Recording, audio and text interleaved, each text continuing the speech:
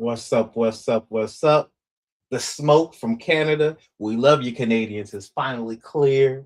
We can now see the pathway towards some of our new big stadium shows that we are fastly approaching. But you are now on the newest edition of Ring Theory. I am your host, one of your hosts, Downtown Gerard Brown, and I'm here not alone with my tag team partner, the main event man himself, main event Jay Lacey. What's poppin', Jay? Bro, it is hot as balls out here, bro. We are in a heat wave, man. I mean, it's ridiculous. It's like 105 right now, bro. It's supposed to get even hotter tomorrow, and then hotter the next day, and even hotter the following day. So, I mean, I'm in some AC, but it is cooking outside, bro. How you doing? Oh, I'm doing good. Hey, like I said, that Canadian wildfire air has now cleared the way, and I'm living my life like it's golden, like Jill Scott. I'm right back to being outside. I wish we had those temperatures like you had, because I love a good sauna outside for free. Careful what you wish for, player. Hey, I got my water on deck up here, and we know that in the Midwest, you got to stay hydrated. Oh, most definitely. And I mean, hey, y'all know that on the West Coast too, so it's good to see that over there as well. But yeah, you got to stay hydrated in this heat, else you will be passing out. And so, but talking about folks passing out, we got our weekly wrestling thoughts for this, because hey, we got redemption thoughts, we got live Dynamite and Collision thoughts. Man, after them shows, I'm tired enough that I could pass out from them crowd reactions and that energy. We're also going to dive into the all-in build. We're going to touch on SummerSlam and beyond, comparing both the stadium builds of the show. We'll have a little light dark side of the ring thoughts, as well as our big three of this month. But before we can dive into any of that, I need y'all to do one thing for us first. Because see, it's hot outside, and so we got that AC on, and so we got it cranked up in the car, keeping it nice and tight for y'all. They got some water bottles in the back like the Uber do. In that same regard, I'm gonna need you to, it's not a 5-star like, not a 5-star recommendation, but it's a drive for 500 that we are driving towards. And so 500 YouTube subscribers, 500 Patreon subscribers. So if you can hit that like button, that subscribe button, that helps our channel get out there, spread the name, spread the word. So please help us do so on this channel and join us, because we have our live streams for wrestling shows. We have our thoughts in our Ring Theory podcast. We have SBF covering our MMA side. And now Ray dropping his This Week in MMA news, giving you all that you need to know for the week. Boom, in a nice 10-minute clip. So dive into that. The parlay, the Kings of Sport, the mothership, if you will, as well as other shows. And so dive onto the Nefarious Media Network. We are doing things and trying to change the game by any means necessary, even if those means might be nefarious. And so with that said, we're going to jump on into the card. We're going to talk about our AEW live thoughts. And so I'm going to run down the card real quick with Redemption and what happened at Dynamite and Collision, and we'll kind of cover those thoughts. But we opened up Redemption with a 6-way ladder match. We had Jack Perry, the Beast Mortos, Nick Wayne, El Clone, Mike Bailey, and Commander, all for a shot at the international title to be determined. Mike Bailey wins this match. We had the Bucks defeating the Death Riders, with Will Ospreay and Moxley having a little miscommunication. We had the AEW International title match, the Protostar defending his title against Bandito. We had the double chain match, which, hey, talking about passing out. Hey, I don't know. No shade. But you need that shade outside. So, but the Dogs defeating the Bang Bang Gang. Oof, where you at, Jay White? Where you at, man? We then had a backstage segment setting up. Hey, Moxley said, "Hey, if you ain't gonna pull the trigger, Will, I will for you." That led us to the TBS title match. Maya winning the TBS title and taking it off of Hikaru Shida. We then had the Demand challenge for the Trios title on the backstage segment as well. And then we had the tag team champions, Cope and Krish, defeat the Death Riders, Claudio and Pac. Then we also had the No Holds Barred, the Painmaker, Jericho, versus the Psycho Killer, Tommaso Ciampa. Jericho gets the win. We had Divine Dominion in this, I don't know what type of segment with McFoley. Hey, Mick, bark all you want, man. Hey, do you, dog. I'm not in your lane. The AEW National Championship changed hands on Redemption when Andrade was able to defeat Mark Davis of the Don Callis family. How you know? Hey, how you know for sure. Love that match. And you know what, Mark Davis, hey, we gonna shout at you a little bit later, man. You warming up my heart and soul, man. But we had Speedball Challenge for Grand Slam Mexico against Kyle Fletcher. We had the Women's World Title, Women Nightingale, Willow. Let me say her name right. Excuse me, Willow Nightingale defeat the Toxic Spider, Tekla, for the AEW Women's World Championship. Hey, we gonna talk about it. We for sure gonna talk about it. Gotta talk about it. Then we had Kenny Omega defending the World Championship against the Jet, Kevin Knight in the main event. That's all led us to the AEW Dynamite that took place in Detroit, Michigan, my hometown. Gotta love it. Born and raised. The best to me live Dynamite that we've had following up a pay-per-view to take those big stories and do something with them. And so whether it's Ospreay relinquishing his Death Rider patch in the opening of Dynamite, Hangman returning in that same segment to kind of have a little pit-pat with him and Ospreay, the triple threat for the national title, Willow celebration, which, man, when it comes to those two main world title matches, that Willow segment, being a part of that celebration and that crowd reaction, the emotion she felt, we all felt. And so, like, that was such an amazing thing to be a part of. Monet coming out to confront her. I know we were talking about triple threats and whatnot. I hope not, because these women showed you, hey, the story has been there. New Japan Strong, Dynamite, Dynasty, Double or Nothing. We've been following each other this whole time. And you've been a footnote in my story. We're going to talk about that too. But them leading to then the Ospreay Omega confrontation at the end of the show. The closing promo. Also, excuse me, I ain't put it on here, but my brothers, the man getting the trios title and finally locking that up.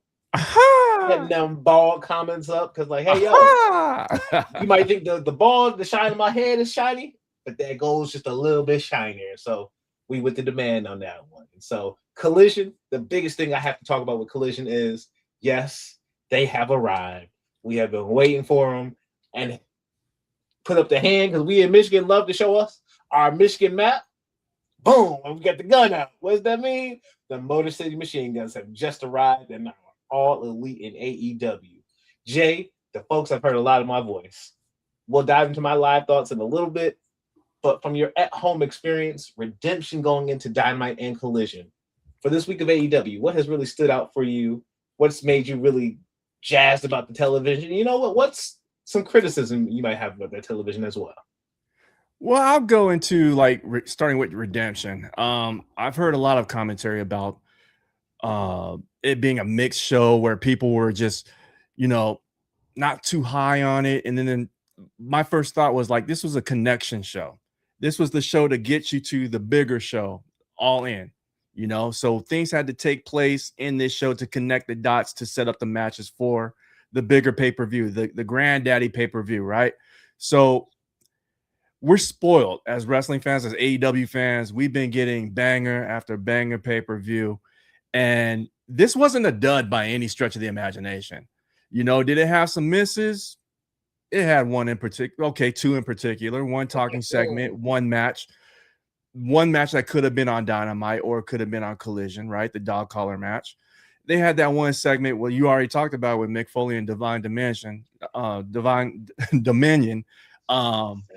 That was a miss, man. That was a miss. I ain't gonna touch that one.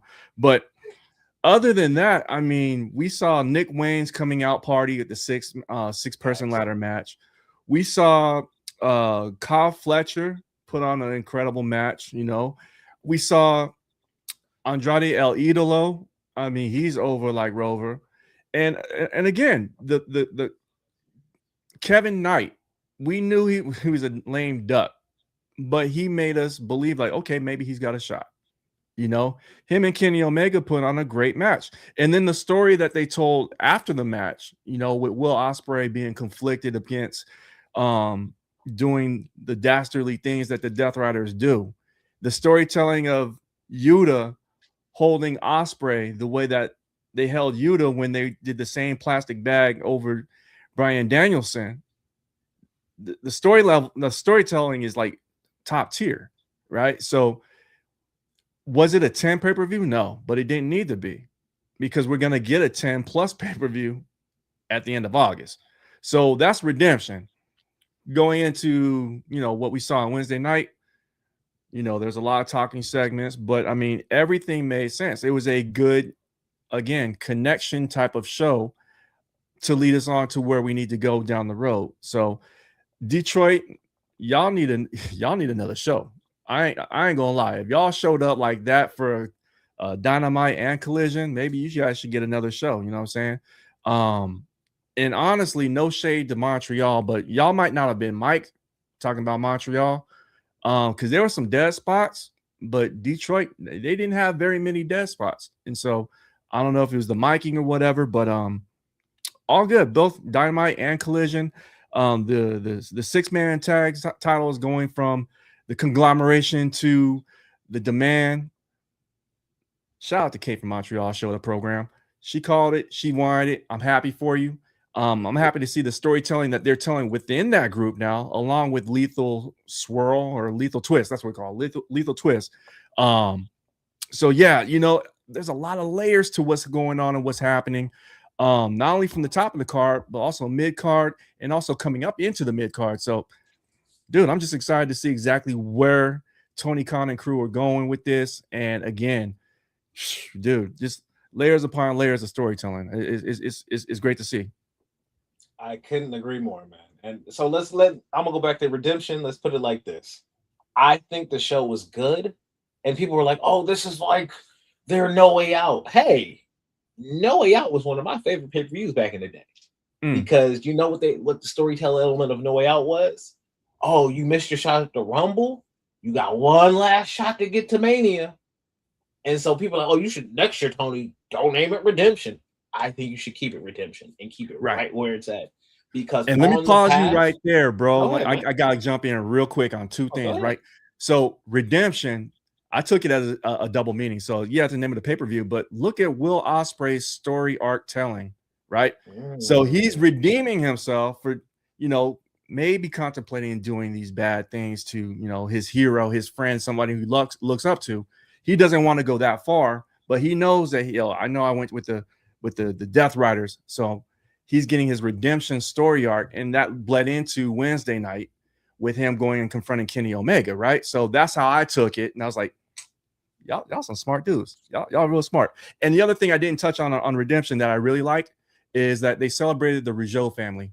And you saw how Montreal really respected Jacques and Ramon Rougeau and the Mountie. And dude, I mean, he turned heel so quick, and it was entertaining. It was better than what I thought it was going to be. And man, shout out to both of those dudes, and shout out to Tony Khan for respecting the trailblazers of those, different territories that he visits, even though they weren't part of the AEW banner, they were still part of professional wrestling history. He respects it, he acknowledges it, and that hats off to him for that. And I do love that Tony does that across the board. Whether it's when we go to Mexico, we are trying to celebrate and show our love of this pro wrestling sport, even down to the fact that we went last year. Hangman literally did that whole promo straight in Spanish. Right. That's now showing, hey, I'm in your market. I'm adapting to you. It's not you got to adapt to me. And so I like that. Whether it's honoring wrestling's history and who's come behind us, that's how we got to where we are today. Treating it like it's a bigger thing than just your company, your stories. Like, I love that about what Tony Khan has done in pro wrestling lately. And not just lately, using AEW to do that as a brand. And so I just wish, in that same respect and regard he showed for the Rougeaus, we could have put Mike Bailey in something better on this card. I understand circumstances, fun match and all, but like story-wise, let's give the man a little icing and cake onto that story for him to then go into the whole pay-per-view on. So, I mean, I wish that was there, but no, I love the fact that this was redemption.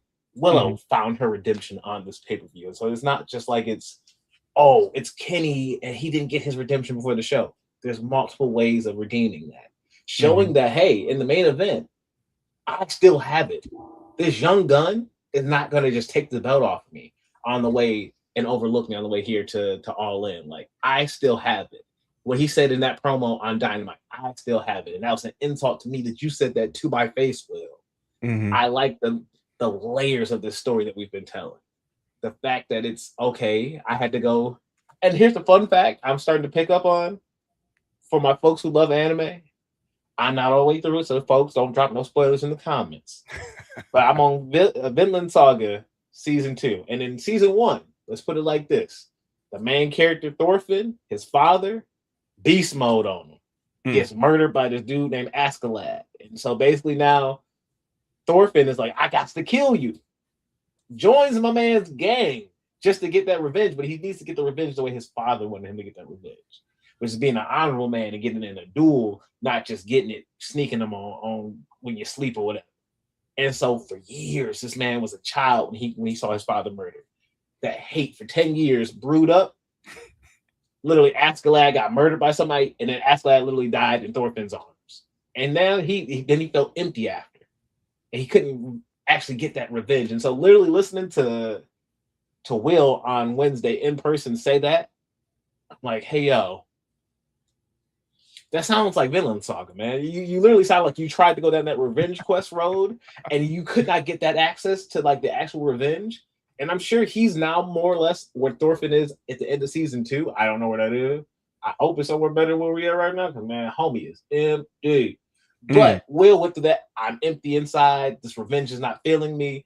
Let me go about it a different way. Let me learn from my enemy. And so, and literally, Thorfinn learned from his enemy the same way that Will went with the Death Riders. And they brought him in as somebody else when he was the enemy at the beginning. So I liked a lot of those layer stories, and like, when you can mirror media in that regard, I love something like that. And so I love what we're doing. Don't ever tell me AEW is not telling stories, whether it's from the women's division, the men's division. I know they got 1,001 titles, but hey, they doing it. And folks, here it is. Here comes the moment of moments. John Moxley, I respect you, sir. I get it now. You the Death Rider story, it finally you understand now. For whatever reason, it finally broke me. Because I'm watching him face Commander. I'm like, yo, it shouldn't be taking you this long, man. It shouldn't be this long to beat up Commander. But like, he's not struggling though at times. He's literally like, Commander did this flippy thing, and I don't know if it was on commercial break or not, but he literally moved him out the way and threw him, and then literally flipped him off, and then we was literally like cussing up a storm at him, and the crowd was going crazy. I was like, yeah, that was kind of cool, man. I told you that was cool. Okay, John. Welcome to this side. Welcome. And listening to Will say, like, I get it. Like they might not, they care. They do care about this place. And the fact that like I like that nature of like I am doing it in a dirty way, but I do have this vision and I am trying to do it. I do see the good in what I'm trying to do. It's just I'm doing it in a very evil way. Hey, John. You don't need to be winning all dang time. But all right, John. All right, John. And that leads me down to my next point. What the hell is this cup? I get it. Can I tell y'all? And here's the one complaint I will have about AEW shows, and I can't really complain too much about it. The live experience is so much fun, especially when you're there in a crowd that is just vibrant. And I've been for every single Detroit show they've been here for. Okay. The energy has been here since Blood and Guts, since the Kenny Mox cage match, since our first time being over here, which seeing Willow face Chris Statlander and lose to her the last time she was in Detroit to then come back with the belt. Growth. That kind of continuity for us, like that's amazing. That's getting to see our stars grow. I remember when she was at the first Blood and Guts as a tune-up match. And now she here winning the belt. So like, but what they need to do is mic the building better when it comes to audio from the video. Because at one point, AEW, in my live experiences of going a lot over these years, since 2022 forward, I noticed that when I would go back and watch it at home, there'd be whole backstage segments that we did not even see in the arena. They've improved that when now they put it on the screen. But here's the issue. If we are hype, if we are happy, if we are a vibrant crowd, don't expect to hear nothing that's being said on that screen. Because John was like, Continental Cup. And we all and like you can't hear what's going on the screen.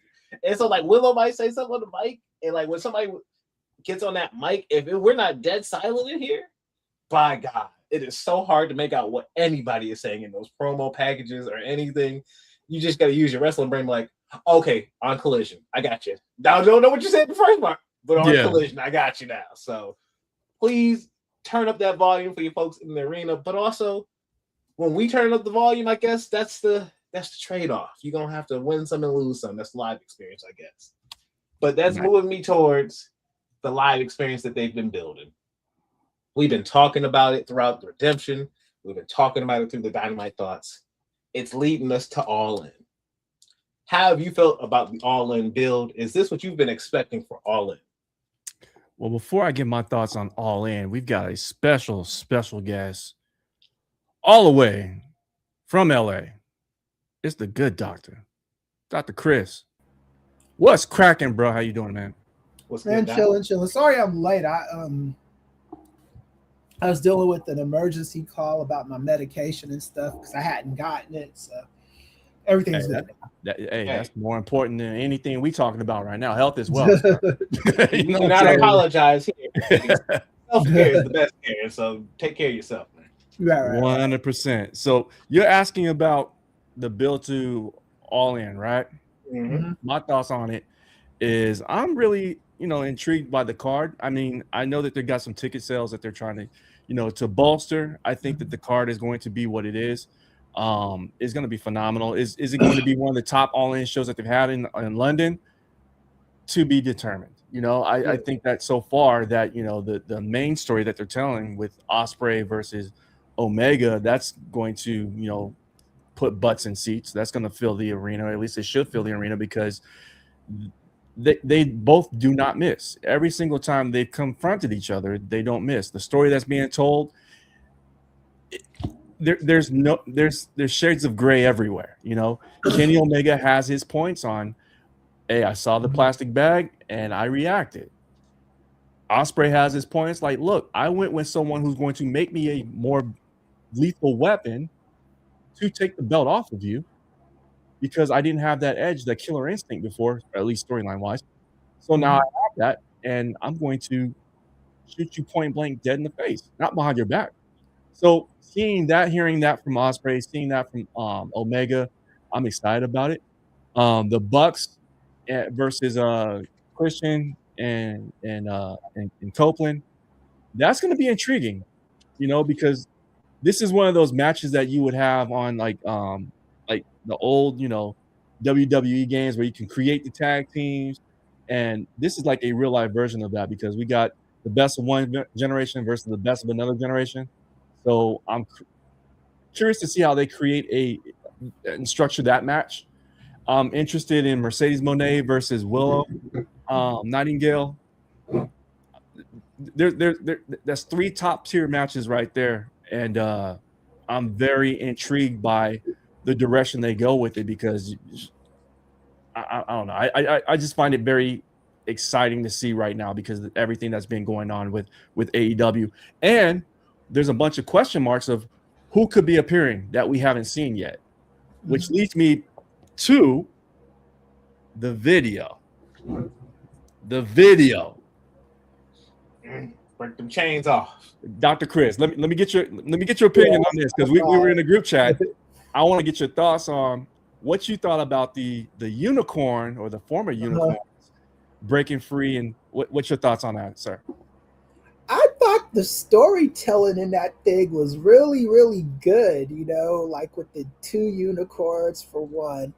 And then the one unicorn that got left behind with the broken horn. I thought that was like, I was amazed at how much they said in that little bit of time. And then the unicorn with the broken horn kind of giving them the nod off, the seal of approval, and then they start walking away, and then you see the silhouettes of Kofi and Austin Creed. I thought it was I thought it was real good. I thought it's very intriguing, and I do think that'll help move tickets for the Wembley show, because I know last week when we checked on Sunday, I did SP3's show, and they were stuck at 29,000 for we crossed that. Yeah, I can tell you. So real quick, yeah. I'm real quick tell you some numbers. So on July 6th, the current setup was for 36,000 folks, and they had 26,000 tickets distributed on July 6th. That's with 9,000 tickets still available. Right. That's off of WrestleNomics. Going to WrestleNomics for the 17th, they're talking about now, hey, they are now up to 30,000 with a setup of 39,000 instead of 36,000. So they've actually added on some additional seats on that. They've crossed that 30,000 threshold. And they still have 9,216 tickets left out. So okay, they're moving numbers, and it's been since they've kind of changed that main event. And so let that inform some of your next comments as well.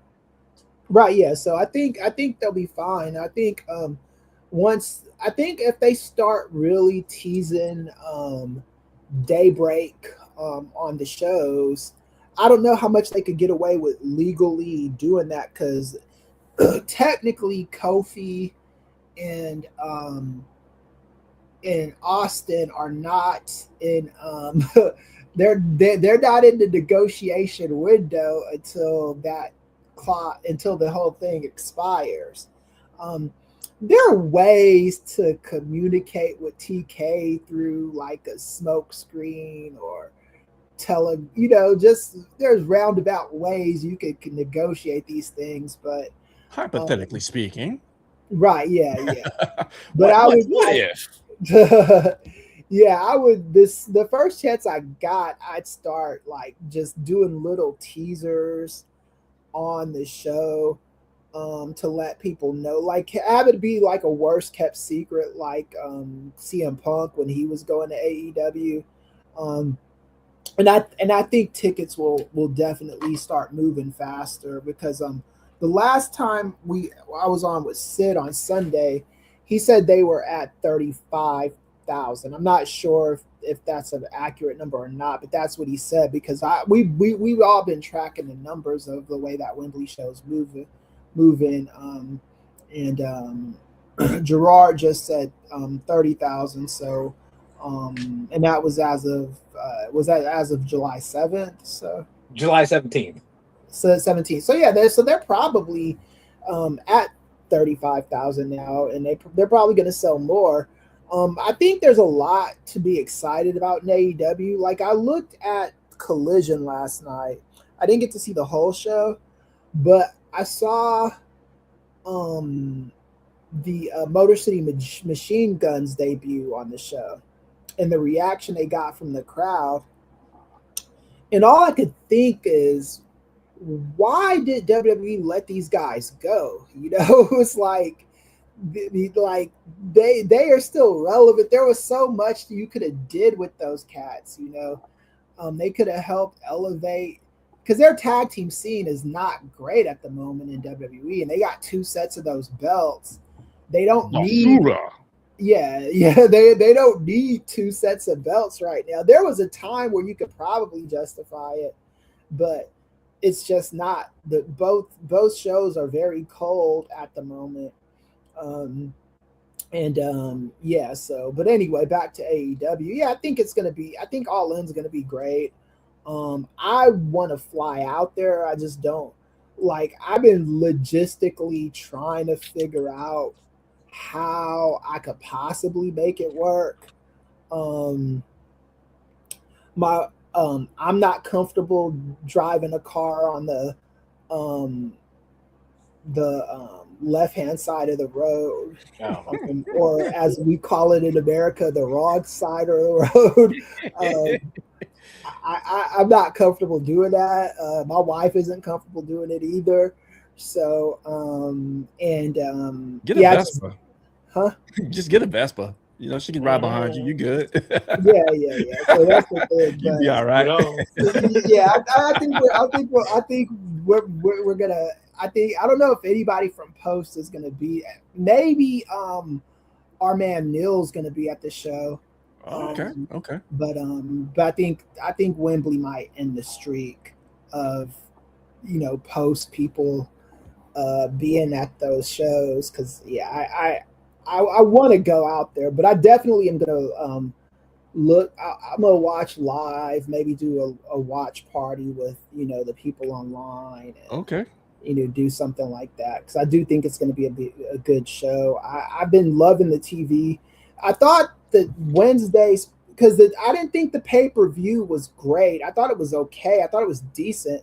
I thought it was a thumbs up show, but it wasn't like a life-changing show. It was a show you could afford to miss, but still a good show.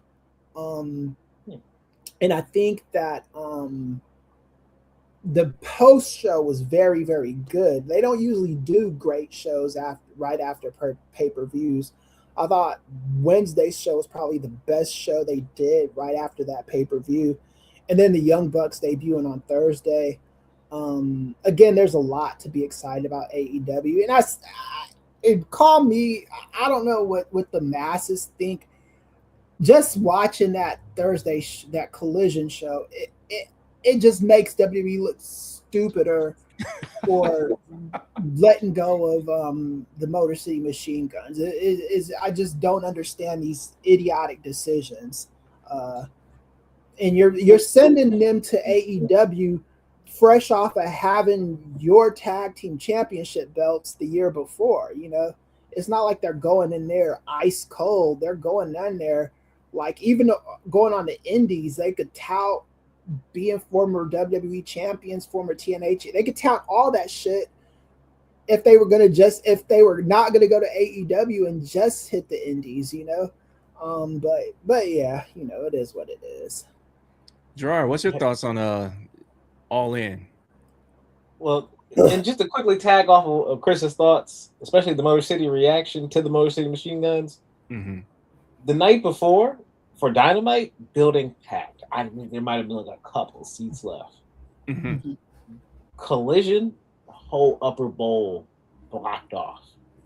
Mm-hmm. It's only the bottom part. And for that to still be the reaction, both before and after both shows, Collision and Dynamite, we want a pay-per-view. We want a pay-per-view was chanted at the top of everybody's lungs. It has been the consistent thing on everybody's tongue. Detroit wants a pay-per-view. Hopefully, in the next year, we get that pay-per-view. Wouldn't be mad. Either A, I know All Out seems to be within the Midwest region, including Toronto. We're going to snatch up Toronto in the Midwest region. It's only 4 hours away, so hey, it counts. If Chicago counts, Toronto does too. Sorry. Yeah. But if All Out can move to Toronto last year, I don't see why I can't come to the Little Caesars Arena in Detroit. Hey, make them come 4 hours past. Make me go down the street. I'd love that. With that case being, or if it's not All Out, where's All In next year? Is the show next year? Do we move up All In next year to compete? It's our biggest brand? It's our biggest label? It's our biggest show. Speaking of All In, do we move that up? And that's our big American show next year. I'm going to push back a little bit. I'm going to push back a little bit. I think that Double or Nothing is around the WrestleMania time. Mm-hmm. So if you're trying to compete, I would just go Double or Nothing. Oh, I'm talking about if we're going to do this, mm-hmm. you're now going to expect a shift. And so how you saw Forbidden Door this year jump around, yeah. I'm saying we're going to move things around. And so in that regard, maybe All Out stays right here, but we move All In a few shows up. Okay. So that way in America for this year, because WrestleMania every so often would be in March, it'd be in April, every Blue Moon, it'd be in May. And so like you see kind of branch between that region. Why can't we do that with All In and move it up a little bit more, just so we can compete with that market? We're starving for a big show. I can tell you that Madison Square Garden show and all of them at whatever they're doing for WrestleMania weekend next year is not going to feed the wrestling audience for America. So in that regard, them AAA shows and NXT shows is not going to do it with a watch along in a theater of WrestleMania. Kiss my ass, respectfully, of course. But nah, man. Of course, respectfully. Respectfully, of course. But no, I'm good, fam. I'm keeping my money in my pocket. But okay, so you push back. You say Double or Nothing is the big. I say Double or Nothing. I mean, it's right around the same time of the year. Okay. And you putting all the chips on the table. I mean, you could go all in basically off of what I'm about to say, but you're putting all the chips on the table right there. But I mean, Double or Nothing started this whole AEW movement, right? Mm-hmm. So, well, kind of started it, right? But it started their pay-per-view era, right? So why not? Why not? I mean, I don't know where they can have it, but I mean, you got this. There's a lot of things that can be discussed. I mean, you've got this My AEW where you've got all these different independent promotions, and WrestleMania weekend is about all these other independent promotions, you know, just having these different events. AEW has an opportunity to do something very similar on U.S. or Canadian, North American soil for that matter. They can have multiple events jump off and pop off. You know, whether you want to do something in Mexico City at the arena like we're doing in the next week, you could do something in Canada. You can do something in the U.S. There's opportunities everywhere. You know what I'm saying? So it doesn't have to just be one particular city, one particular site. They've got options. I think WWE is going to. There's an opportunity for AEW to fill a void that WWE is leaving. And I brought this up before. It feels like Tony currently is Nick Fury. Throw the eye patch on my man and everything. He just bopping in. He coming into your home uninvited. He bypassing your security systems and everything. And I'd like to talk to you about this opportunity I have. Scott DeBoer's like, hey, get out of my house, sir. What are you doing? There you go. Doing? But in that same regard, gathering an MLP, but then sending your talent like the Lethal Twist. They're always at MLP shows. Now you're sending Andrade there. They have now just announced Adam Copeland's going to be at their big show in November for MLP in Toronto when they go back to the Maple Leaf Gardens. They are using that partnerships to build that up. In Detroit, we just saw them, which, yo, bro, it's not my flavor of wrestling, bro, but ICP does have their own federation, and they were there live on Dynamite with Tony. I could see my AEW being a landing spot for the IC Pro, bro. Just saying. So, and if you don't know who that is, we'll talk about him later when we get to Dark Side of the Ring. So, tune in. If you don't know what I'm talking about, stay tuned. But I like what I'm seeing with that. The weekend is being built. Here's my last bit to move on into the actual formal all-in of this year. My heart's heart, I do believe we might get an announcement, just like every WrestleMania. Hey, next year's WrestleMania is coming from this city. I think we're holding off to announce the big event at All In, and so we'll find out more details. The big blowout. It feels like also like, okay, we have our big announcement for here. We're getting to All In this year, and then we'll set up next year at the end of this show. And so I love to hope and cross my fingers. That's my prediction. We'll get our announcement for everything kicking off next year at All In. And so finally tapping off our All In discussion, Chris, any big things when it comes to the matches that are being built? These matches being the Osprey Omega match, the Willow Nightingale versus Monet match, the either the Casino Gauntlet or we're talking about the tag team match, which, hey, I can admit when I'm wrong. I see the value in what they're trying to do. I have expressed TLC is coming. I've expressed that it's a 3-way ladder match. I don't think FTR showing up at this point. Like I'm leaning on a hope and a prayer. I got more hope for FTR showing up than I do Braun Breaker beating Roman Reigns at this point. And that's my train that I'm gonna have to eventually. I'm gonna defend you a little. You weren't wrong about the Braun Breaker stuff. It's just the way WWE moves can create situations where something you said that was right ends up being wrong, but through no fault of your own. WWE is just a company you can't trust to do reliably easy things. Facts. Yes. We might have to. We're talking about AEW Redemption and all that. I might have to name this episode Revelation because I already admitted John Moxley. Hey, I get it now. I already had to admit, hey, Braun ain't gonna get it at this point. Braun gonna get that. From what I saw from Unreal, they said, "Hey, you got to spear him. That's a great opportunity." It was garbage, man. Yeah. They need to cancel. They gotta cancel Unreal. They have to cancel that shit. It's doing them no favors.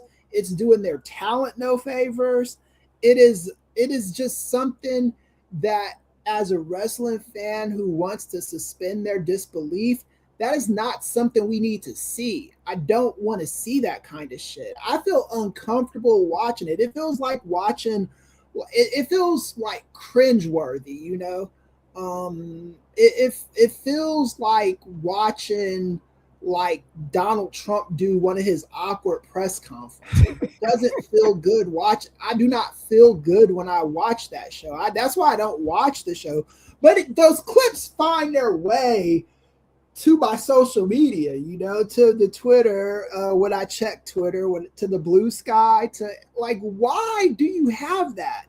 Like, why are we showing Braun Breaker in this light? That is not something anybody needs to see. Especially when you show it in that light, and now we have the hindsight of today. Because you were doing this show so far in between that we're now seeing, oh, the Cena heel turn such a great thing. Homie, we already on the back end of it. We know it's trash.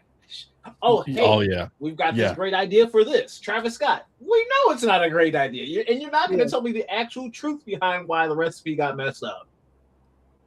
What I would rather see, honestly, there's bits to Unreal that are very, very good. It's the other 85% of it that is just trash, right? So like when you get some of the guys, like, you know, we're talking about a Braun Breaker, getting a little bit of back history on who he is as not a performer, but a person, and then the ideas of what he put into becoming the performer of Braun Breaker, right? I like that. I like knowing his history playing football and making it to the league practice squad, and then his journey into, you know, NXT or whatever. Anything after that, we've already seen it. You know, that doesn't really move the needle for me, right? So, of course, there's some things that I do like about it. Like, again, back history, but the storylines going back to the John Cena. No, that was a good idea. All these ideas that John Cena had, they're not that good. They're really not that good in execution, right? And so him being polite and saying, "Well, we learned from the audience." Yeah, because we booed you. We booed you relentlessly, and you guys had nothing other than a Cody promo leading into the match at SummerSlam last year. Okay, I want the good guy John Cena, and flip the switch, and there he goes. It's on the whole thing. It's like Michael Jordan is the greatest basketball player of all time, right? At worst, you could say arguably the best player, but at best, you could say he's the greatest basketball player of all time. Michael Jordan was not ever good in the office. That was not his ministry. That was not his strong suit, you know? And I think that goes with I think that's a thing with a lot of superstars. A lot of superstars, their game translate on the court. When it comes to like making backstage decisions, like picking Kwame Brown #1 and stuff like that, that's just not where they're good at, you know? And I think that John Cena, The Rock, Triple H to a lesser extent, I think I would trust somebody like Rip Rogers booking WWE more than I would trust Triple H or anybody like that. Shawn Michaels does an okay job with NXT, but even with Shawn Michaels, he's been in that WWE bubble for so long that I don't think he I don't even know if he could give you the best out of NXT. What Shawn Michaels is very good at that he's way better than Triple H at that. I wish they would actually move Shawn Michaels to this position, is talking to the media. Shawn Michaels is the best WWE guy, maybe right next to Cody Rhodes. Now, I put Shawn Michaels probably a little bit ahead of Cody Rhodes when it comes to talking to media, especially when it comes to like scandals WWE is dealing with. Shawn Michaels can speak to that shit and sound like a human being. Even if he's bullshitting the whole time, he doesn't sound like he is. Triple H does. That's a problem WWE has. And it seeps over into their creative direction and all of that. It's a culture problem that they are going to have to work very, very hard at fixing. And I don't know if that culture problem ever changes until we get a little removal of like maybe a PS, maybe a Pritchard gets out of here as well. Maybe a couple other folks get removed, and we get some new voices, faces, and people. Because I will tell you this, Unreal makes me do this, and we'll move quickly back to our last bit of All In before we move on to the Slam of Summers. But I look at the scenes, and there's certain people like there's this black dude. I don't know who he is on Unreal. Dude's either in a polo, dapper fashion. He's always either right behind Triple H or like hovering around that. But he's never in the creative meetings, but in production, he's always hovering around Gorilla. I'm like, who is that? What is his voice? What does he have to say about these things? Does he have any ideas? Are y'all tapping into his ideas? Like the actual the people of difference around you, who are you tapping into? And how are you actually taking those ideas and evolving them? Or are you just saying, hey, I heard you, but I know best?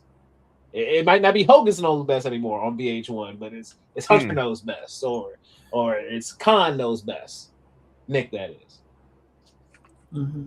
So, but with that, I got one last little bit about All In, and it's how do y'all feel about tournament palooza? I can't even think of another term for it. But AEW has the Continental Classic. It has the Owen Hart Cup tournament. And now we have the Continental Cup tournament leading into a match that will culminate at All In London. Moxley is going to go down in a blaze of glory. This tournament is set up differently than the others. Continental Cup is going Continental Classic is a round robin tournament. Everybody gets to face each other in that tournament. Owen Hart Cup, traditional bracket form where you might not see everybody in that tournament. You just go through the brackets. This one, there are no brackets. 16-man tournament at random. Once you advance into your next round, you're just making it to the next round. You will find out your opponent close to that time period. I like the fact that these are 3 different tournaments with 3 different varieties and styles. But do we think it's the right time for this tournament? And do we think this is the right place for it to be leading into? Is this the best way to build a Jon Moxley story? Jay. I'm not mad at it. And the reason why I'm not mad at it is you got to fill some matches going up into late August when All In happens, right? So it's a way to get different matchups. And I like the fact that you put your name in a hat, they draw the name out. This is who you're facing. So you don't know who you're going to face if you win. You know, winner moves on. The only time you're going to know is like come finals time, right? So I like that. It's different.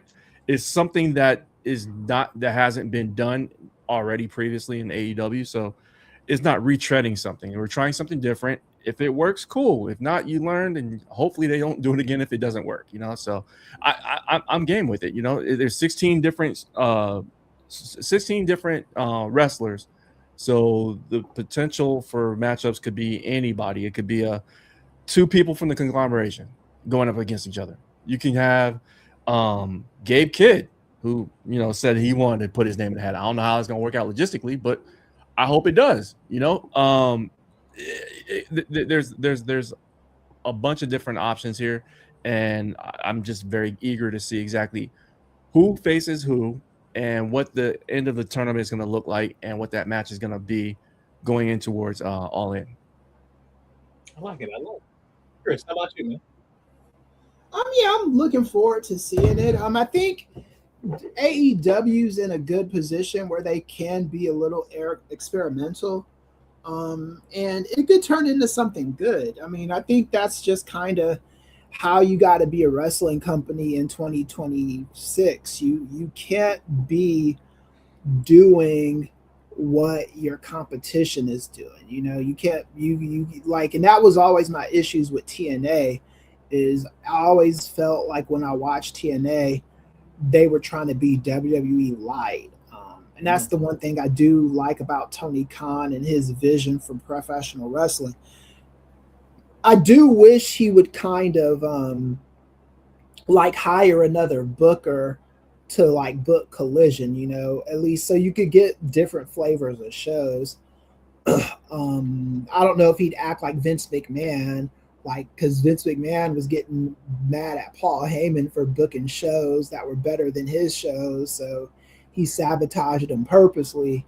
Yeah, I think the idea is a good idea. The Continental Cup, you can use that to push newer guys. You could use that to, you know, give a splash of freshness to older guys that have been there for a second, you know. But yeah, I think the idea of this tournament is good, and I don't mind a bunch of tournaments because it gives AEW purpose beyond just these feuds, because a lot of times the feuds in AEW could be not just AEW but professional wrestling. They could be frivolous without the stakes attached to them, right? So this Continental Cup, this tournament, it could be a good thing. And I agree with both of you. I like the fact that, like Chris, you say that they're being experimental, and they're in a good place where they can be. I agree with that, and I like that. I think what gives me pause in this story is if this was, and maybe I'm now drinking the Kool-Aid too much, the Death Rider Kool-Aid way too much at this point. It's Jon Moxley, and so this was our world champion a couple years ago. What is the big story for this man? And a tournament does not feel like a big story for him, especially when he's been on this like relentless run over the last few months of defending that Continental Cup against everyone and everyone. Will Ospreay, Bandito, like all these people left and right he's defended against. I don't know if this is it, especially with All In. It's like throwing a tournament on WrestleMania. Does that tournament get the press it deserves? Especially when we are trying to celebrate two victors of another tournament at the same said show. Right. That's where I'm saying, are we doing a little much right now in the cups, buddy? Because folks literally want a cup to go to this stadium already. We literally have Will Ospreay saying, I won the cup so I could go face the champion. That's where I have my pause in the cup. But I get that it's also rooted in soccer, in that UK history of, because they use the promo package of like this cup that folks can win, and like it's almost designed the exact same way as the soccer cup. So like I understand what they're getting at in that regard. I'm excited to see where it goes. I'm excited to see the format and the layout of the tournament. I'm a big tournament man, so I cannot wait to see where it goes. But I would love to see next year move this into a different part of the year. So, but like maybe it's somewhere in the space that gives the Continental Cup and the Continental Classic the same respect. Okay. So in that regard, that's how I feel. But for more thoughts, y'all, we're going to dive more into All In as the show gets closer. That's at the end of the month. That's August 30th. By that point, should have our next Ring Theory covering either the final card or might get to hear our thoughts about that. I don't know if we're going to do a live watch along because that's move-in weekend. And by the end of that weekend, I might just want to watch that show and have some fun and eat and be in peace. And so I might not want to react in front of y'all. Yeah, I might not want those reactions at that point. Are you going to apply for press for All Out, Gerard? Oh, for sure. Yeah, I most definitely am. So okay, cool. But no, I'm excited to see where AEW is at in the stadium race, because we're talking about tickets distributed for All In is 30,000 right now. That's what we know currently. Well, let's talk about it. Let's really talk about it, because SummerSlam night 1, 34 tickets distributed. 34. That would be the worst SummerSlam of all time. 34,000 tickets distributed for Saturday show. 33,000 distributed for Sunday show. Because you know what? When you put Roman on that night, hey, I'm sorry, buddy, that's not fun for me. Saturday got the Hell in a Cell and Cody and Punk. That's the best matches of the whole. That's the best build matches. I'm good, buddy. I see you Saturday. I catch the highlights on Monday for Sunday. But with that said, we're going to dive into the SummerSlam card, give our thoughts, predictions, any final things that we want to cover up that have now been newly shared out. So for Saturday's matches, we got the undisputed WWE title match, CM Punk versus Cody Rhodes. We have Hell in a Cell, Oba Femi versus Brock Lesnar. We have the Women's World Championship, Liv Morgan versus Io Sky. We have Gunther facing the man coming out of retirement, NWA's own Nick Aldis. We had the 6-man tag team, let's say championship, but they ain't got none of those. Thank God, because they don't need no more tag team championships. But we got LA Knight, Solo Sikoa, and Mr. Own the Keys, Royce Keys versus Mr. Fatu and the Usos. We also have another 6-woman tag, but the Bella Twins and Paige versus Fatal Influence. So with that said, for Saturday's matches, y'all, how y'all feeling about the card? What matches are making you the most excited? I've already told y'all, I snitched on myself. I said, hey, first 2 I said is what's got my attention. What has y'all attention? Chris? I'm looking forward to Cody and CM Punk probably the most, just because haven't seen them in a one-on-one match, and that's one of those things where you want to be in a room, you want to remember where you were at when Cody versus Punk happened for the first time. And I'm not talking about some old ass Cody versus Punk match when Punk was very relevant on the show and Cody was not relevant at all, like during the dashing days and shit like that, or when CM. Whoa. Yeah, fucking mirrors. Yeah, You ain't like that. That's my time period, man. That's what I love it, man. Talking about like the new versions of themselves.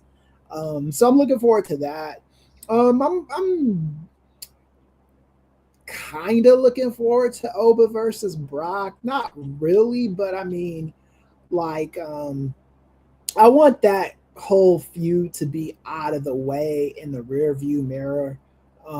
Just because it was dumb in the first place. I mean, it just is another one of those logic things in WWE that makes no sense.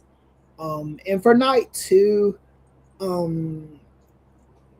I can kind of get behind Seth Rollins versus Roman Reigns. The problem with that is I just don't think there's a planet where Roman Reigns loses to Seth Rollins. I just don't think that's that company's vision for that guy right now. You know, that's what you did there. I didn't do that on purpose, but yeah, I don't think that's what they see for him right now. I think the thing with Roman Reigns is WWE, and we always talk about their algorithms.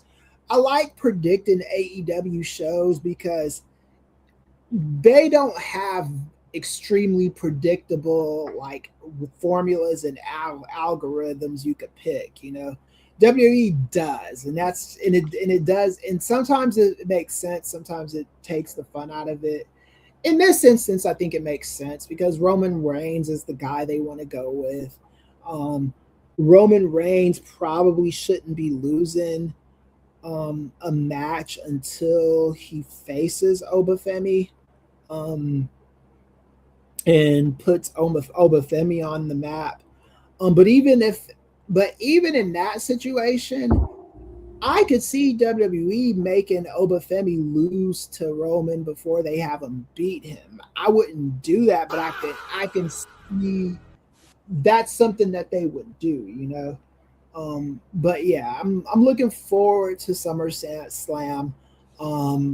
It's not a show where even though WWE is a cult product, and I don't have any good reason to be looking forward to that show, I am still looking forward to it. I want to see what's going to become, and I'm looking forward to a couple of the women's matches. Looking forward to see how they maneuver after just letting go of so much good talent that I didn't think they had to let go of. We'll see. We'll see what they do, man. I'm looking. I'll remain cautiously optimistic. Yeah.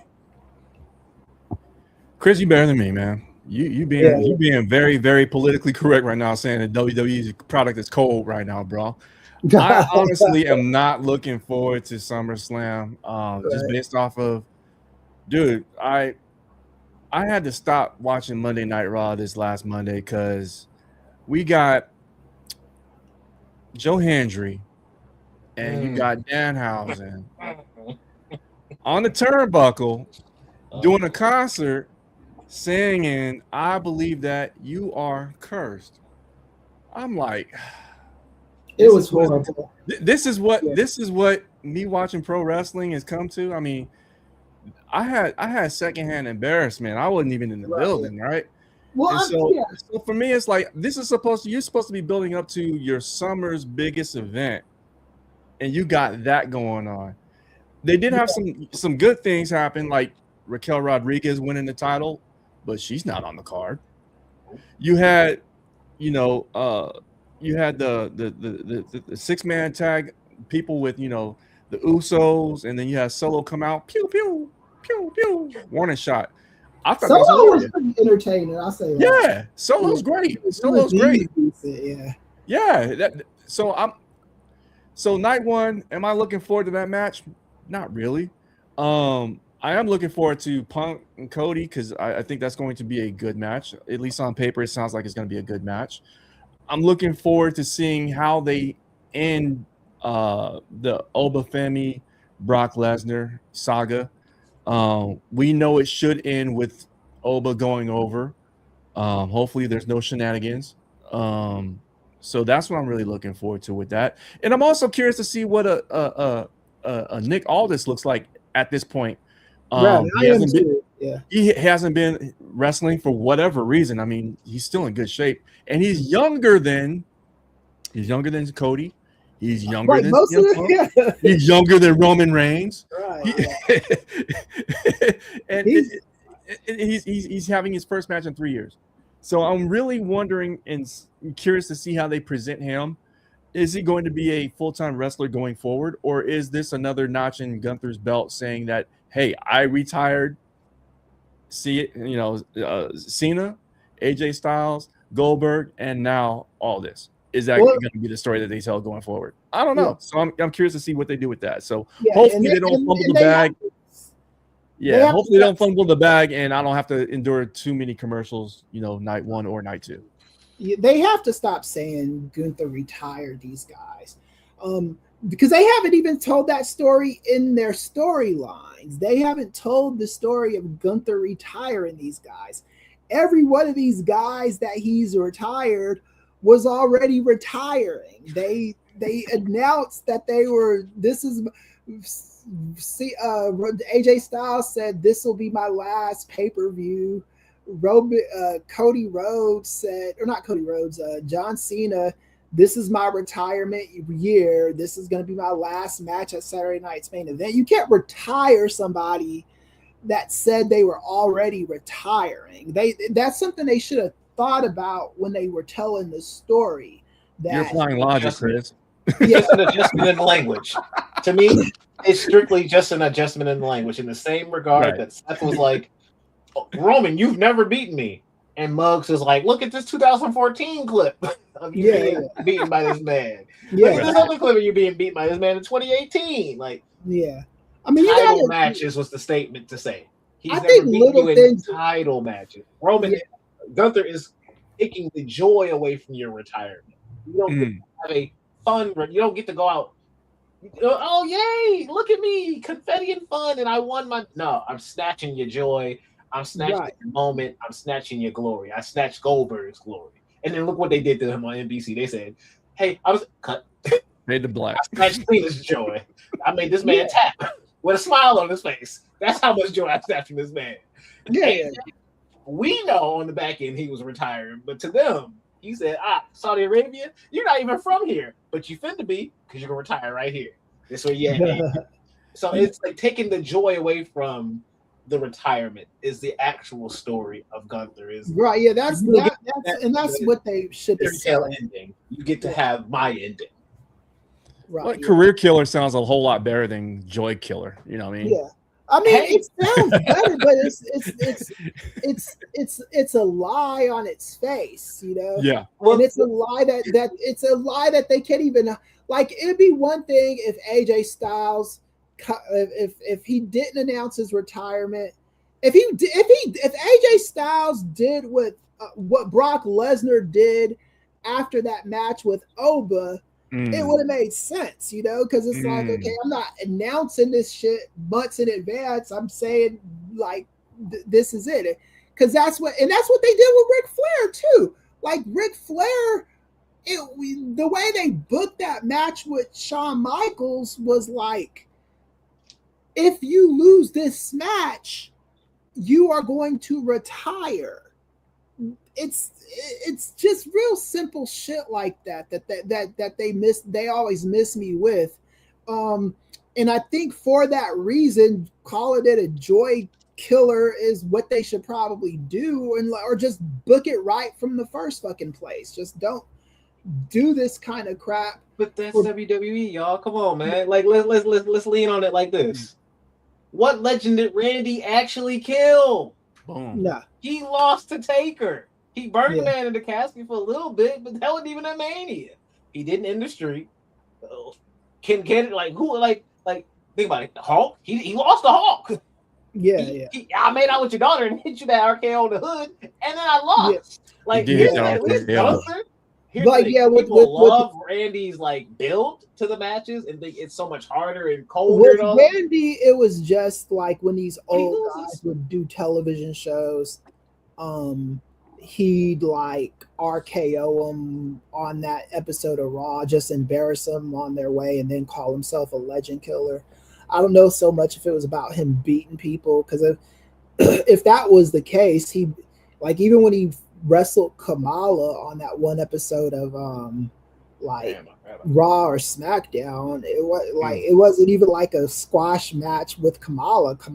They let Kamala get a lot of offense in that match.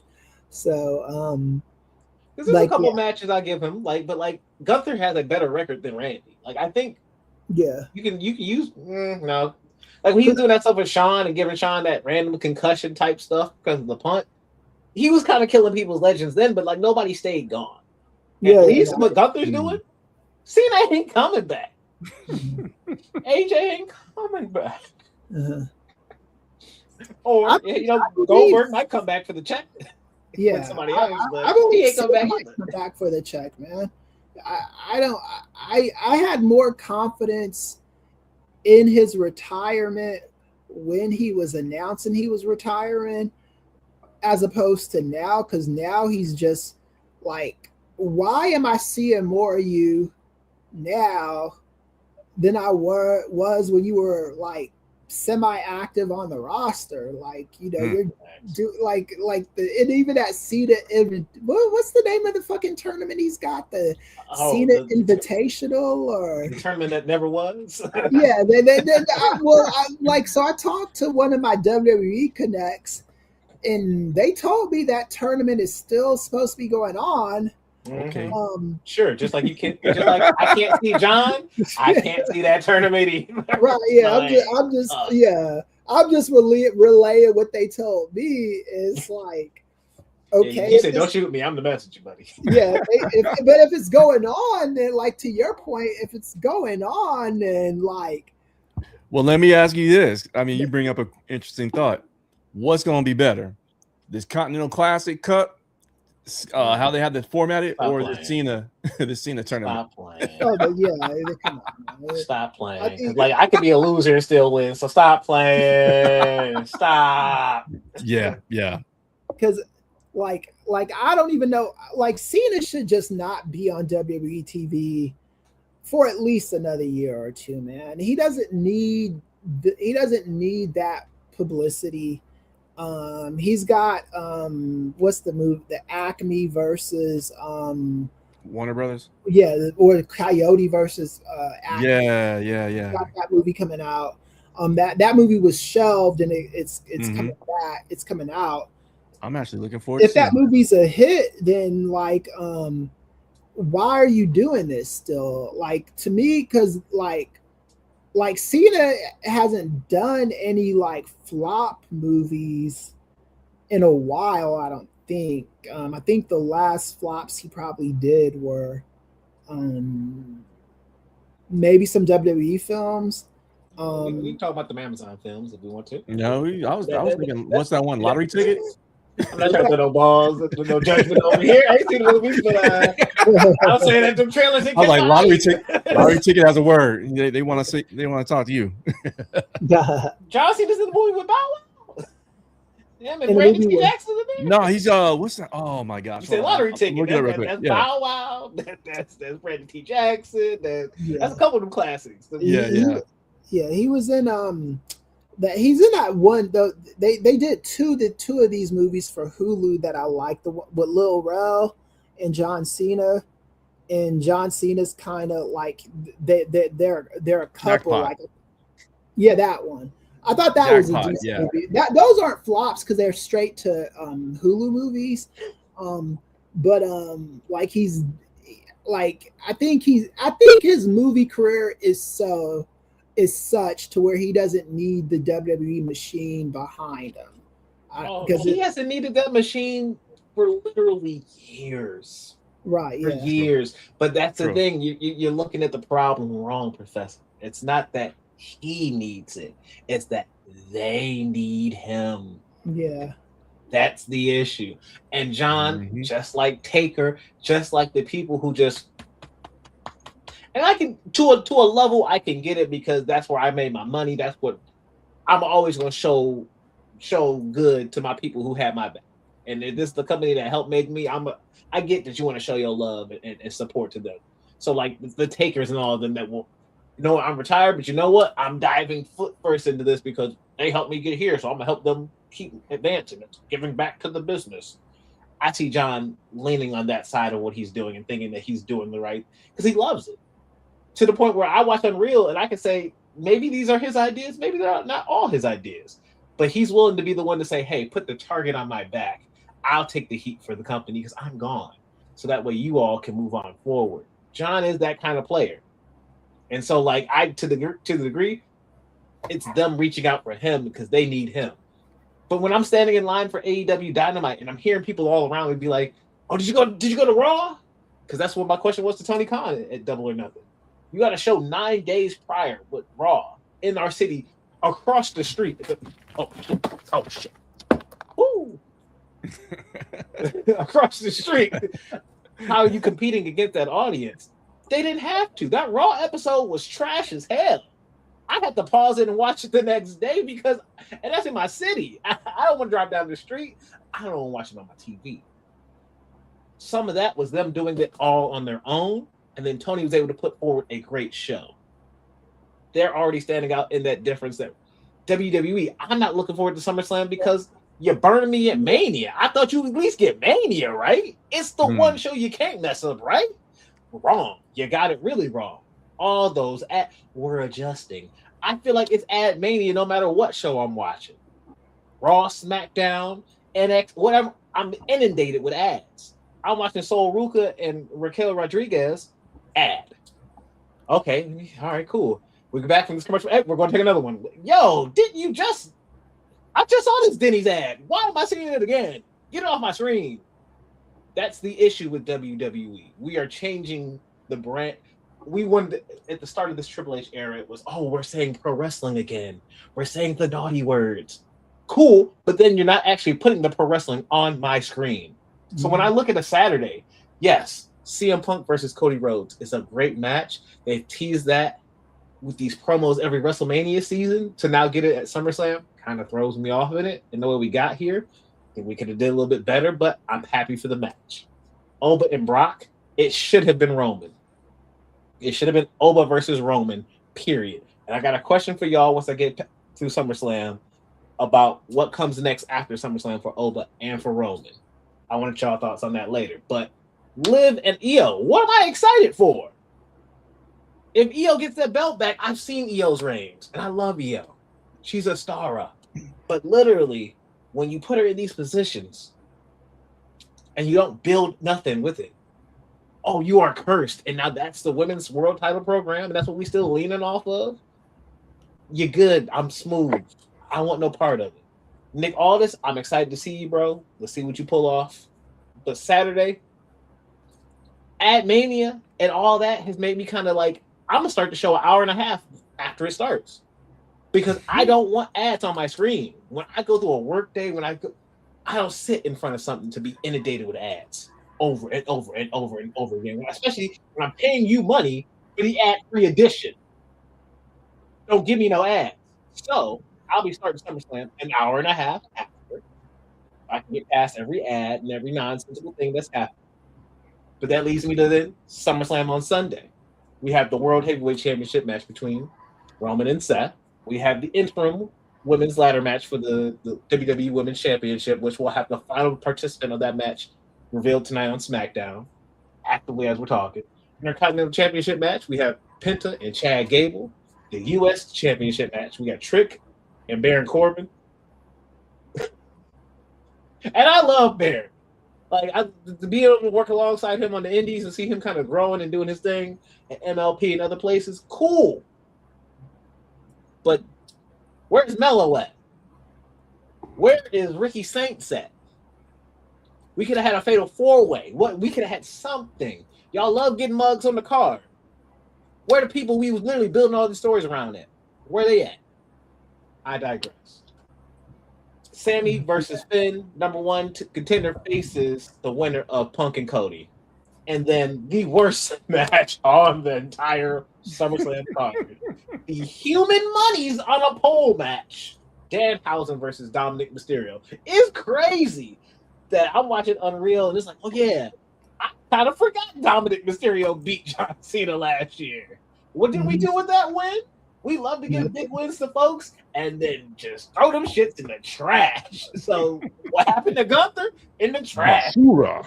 What's happened to Dominic Mysterio? In the trash. Braun Breaker? Hey, nice spear on Roman in Paris. In the trash. So, like, come on, man. What are y'all doing? He's not even on the card. That's why I'm giving up on Braun Breaker beating Roman. He's not even on the card. And he's a champion. What? I'm smooth, buddy. I'm good. What excites y'all about Saturday? Chris, kick it up. Sunday. Chris, kick it off with me. About the SummerSlam card, or I don't know what's really exciting me about it. I think it's gonna be I'm like when I say I'm confident in the show, I'm confident in the main event matches. I'm confident in Cody Rhodes versus CM Punk. I don't see how they put on a bad match. Rollins and Roman have had chemistry in the past. I don't have any like real hope for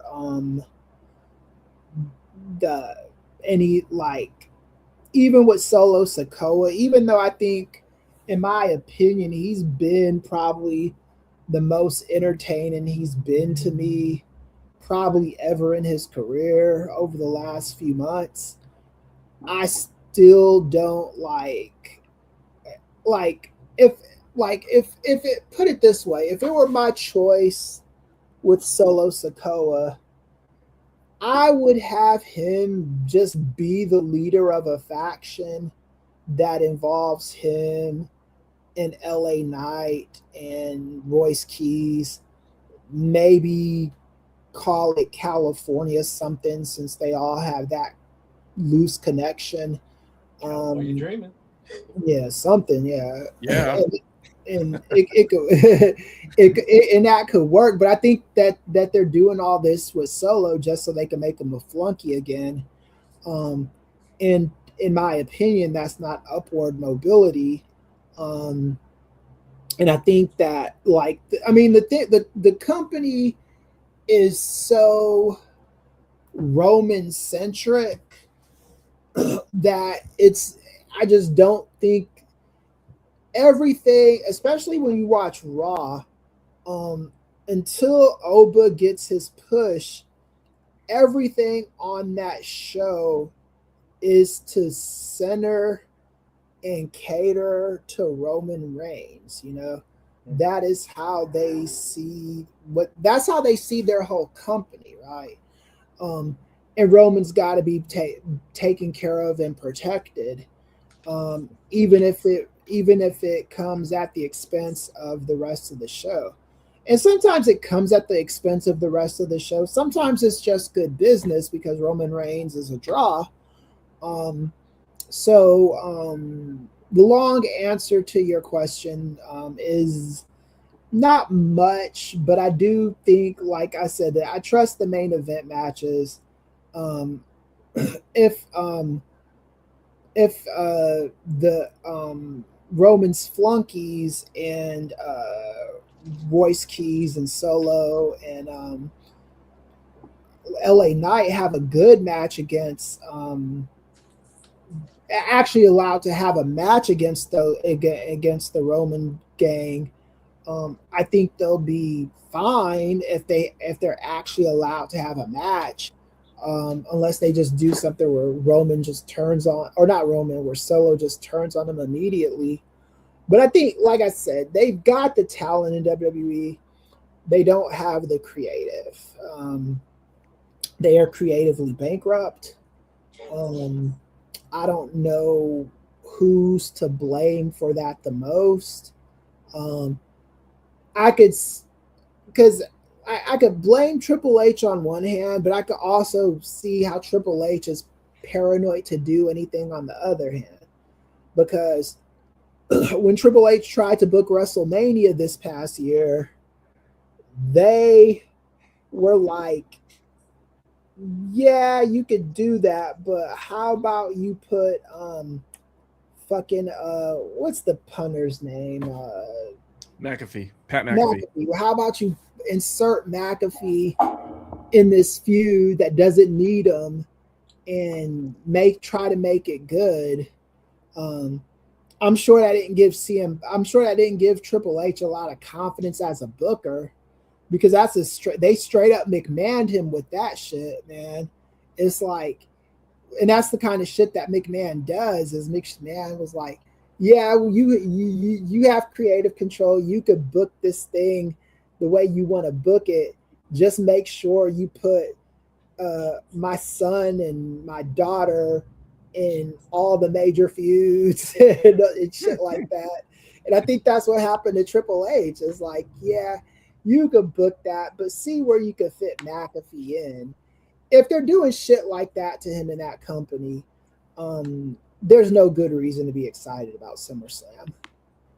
Yeah, I'm pretty sure that, Triple H is, handcuffed to a certain extent because they've got ads to sell, they've got stockholders and shareholders to keep happy and keep jacking up ticket prices and screwing over the fan base. But looking forward to Sunday, the matches I would look forward to. I mean, of course, the entrance with Trick Williams. I know he's facing. Yeah, him too. Yeah. I'm looking forward to that. Outside of that, I mean, it's hard for me to get excited with the product right now. I mean, I'm curious to see what the Finn Balor Sami Zayn match looks like. I think that's gonna low key hit the women's interim championship. I'm very curious with this one because this is, to my knowledge, the first time that they're using an interim championship on WWE proper. That's something that UFC does. That's something that someone like another company would do, but never WWE, because they would strip that person and then have a tournament and call him champion, but this time they're using interim, which I think is very interesting. I'll say that. The Roman Reigns Seth Rollins match, to your point, Chris, I think you're right. The main event usually delivers in terms of, talent being able to tell a story.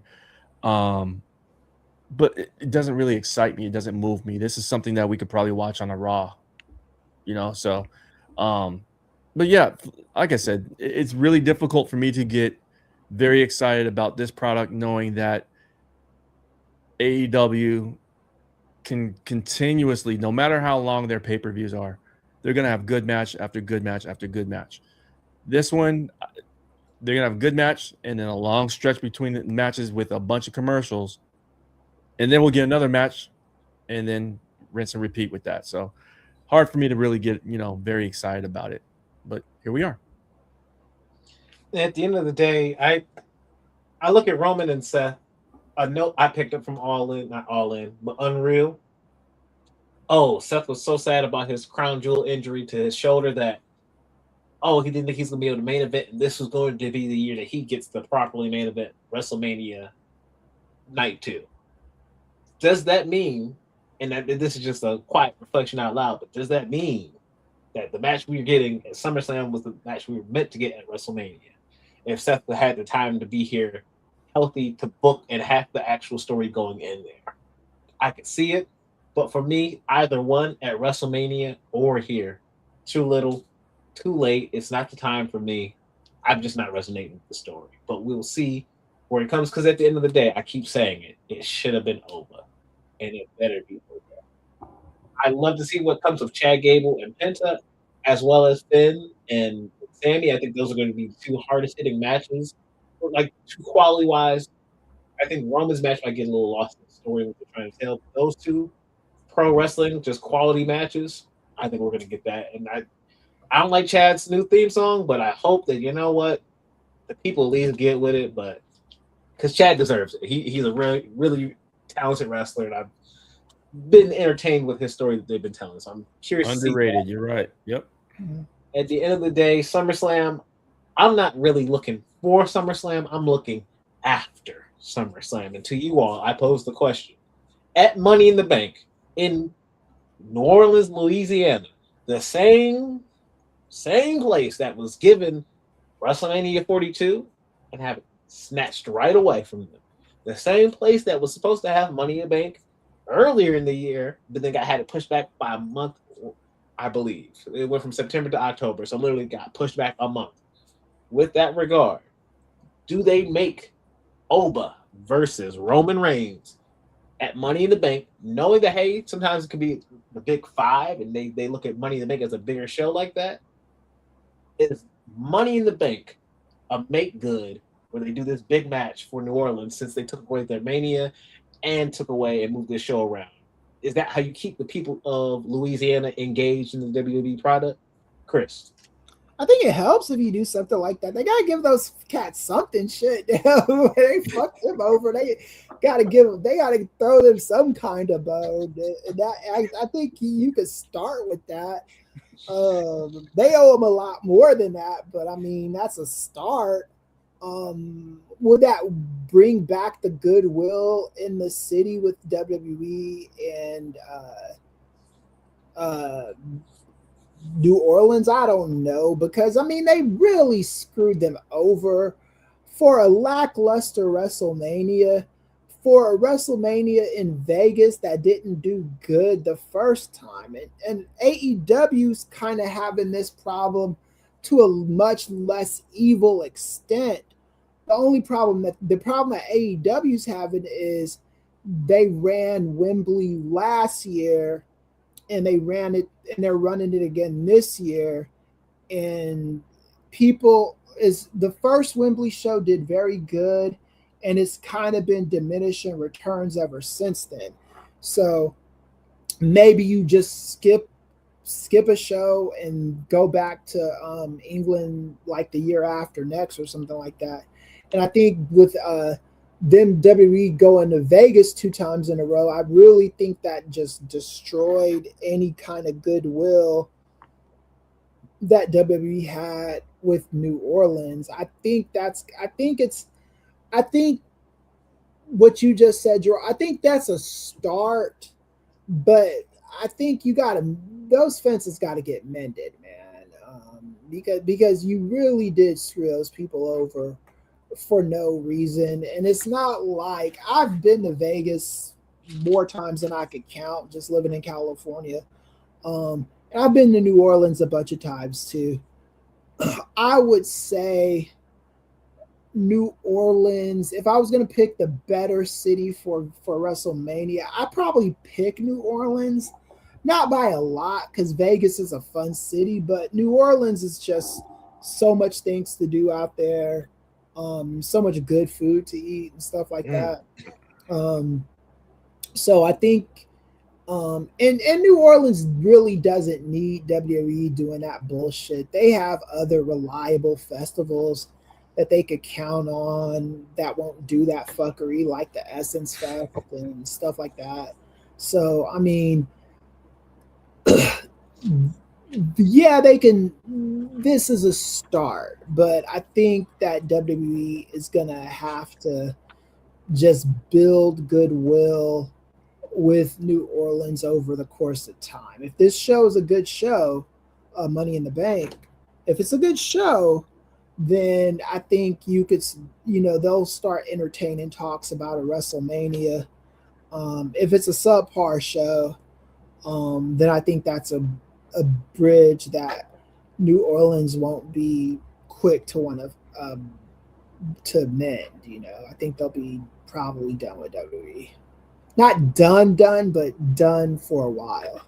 Done in that regard of those financial packages that they are putting together for cities. Right. Yeah, because you have to be able to trust a city to live up to their end of the bargain.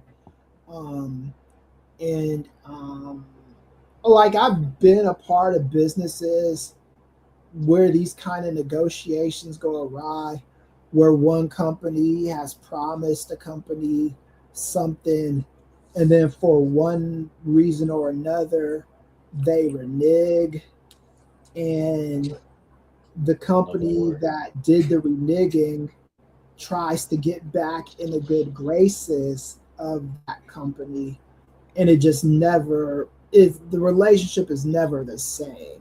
And this is where WWE is with New Orleans at the moment. How about you, Jay?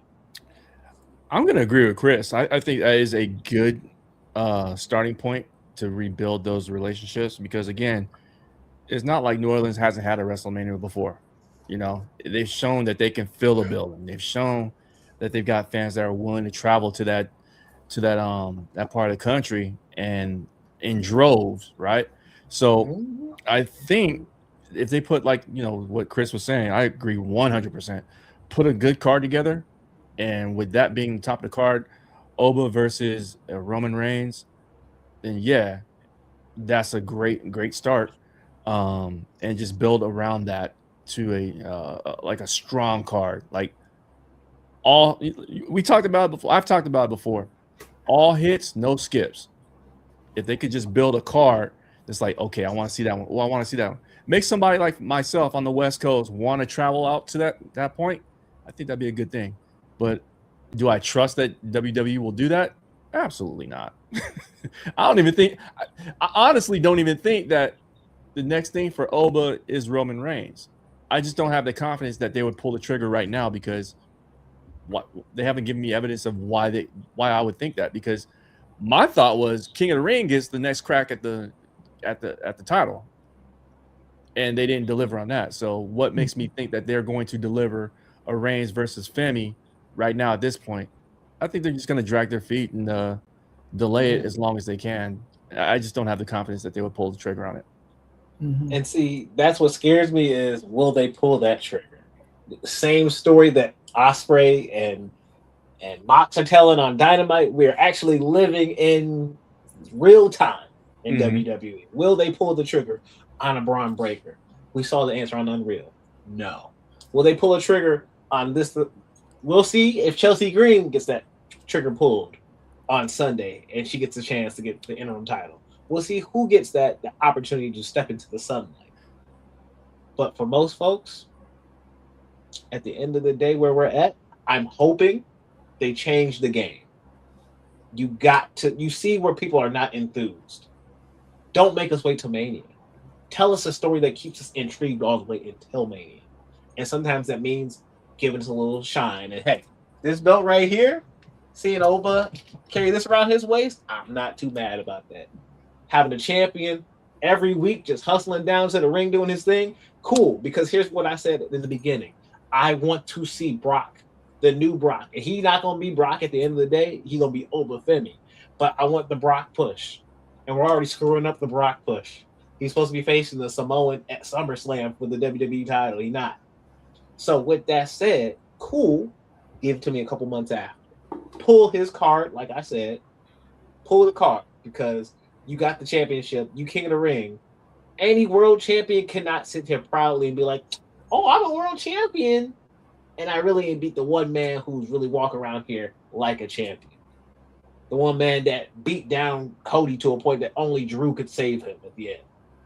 When we've seen him come up against other champions, he's demolished them for the most part, unless they've cheated. So with that regard, get past Brock, go ahead and kill Roman at Money in the Bank and cash in your King of the Ring shot. Cool. But with that, I'm going to say we're going to hold off Dark Side of the Ring thoughts until our next show, because also we'll have a full season completed hopefully by then, and we'll be able to dive in fully into not only TNA, not only Samoa Joe and his hookup. Hey, thank God that's how he found his wife. So you never know, that hookup you might be going to, that job you might be accepted, might take you to your wife, to your partner, your husband, whoever you identify and you love. So with that regard, we're going to end the show off on here for this month of Ring Theory. This is episode 19. We've been doing it for well over a year. We have our streak currently of us going to, we was at Revolution. We were at Double or Nothing. We were at Ring of Honor. We've been at Forbidden Door. I'm speaking to Power now. I'm going to be at All Out. Okay. Be there and be square. Yes, sir. Yes, sir. So, and we'll have further coverage of not only AEW All In, but also SummerSlam and other shows that have been happening. And all the things that happen in this industry of pro wrestling. And so with that said, we can go around the horn, do some outros. But the most important thing I have to say to y'all is thank y'all for listening. Thank y'all for joining. But I need y'all to join up on one other thing. That drive for 500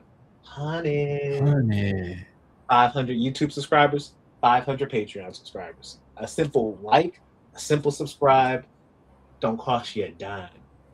But hey, $3 gets you onto our Patreon.